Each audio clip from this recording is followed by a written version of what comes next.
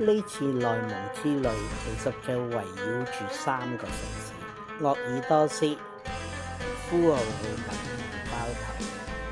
由鄂爾多斯去呼和浩特4粒鐘嘅，咁玩咗嘅呢度就 show 咗出嚟啦，有希拉牧人草原啦、肯塔拉沙漠啦，仲有一個開心牧場。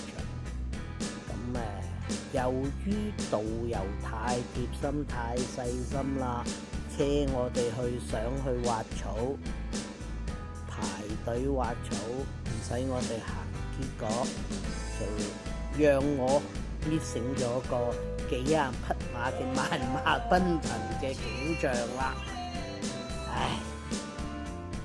好心做壞事，但冇得怪人啊！好啦，就得啦，快點，就得啦！小心，開車啦！係咪好白痴咧？但係真係幾好玩㗎。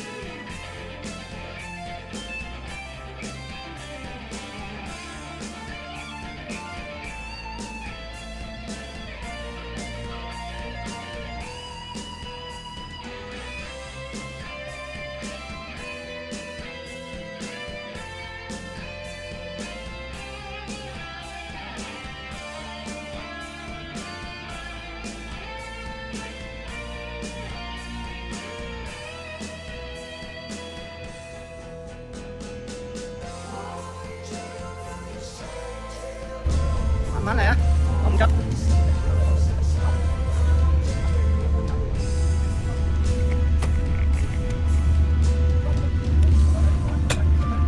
呢個就係我哋嘅司機啦，呢程滴滴20蚊到啦，20蚊到4蚊。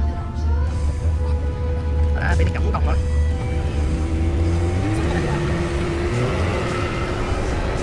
係啊，到我嘅。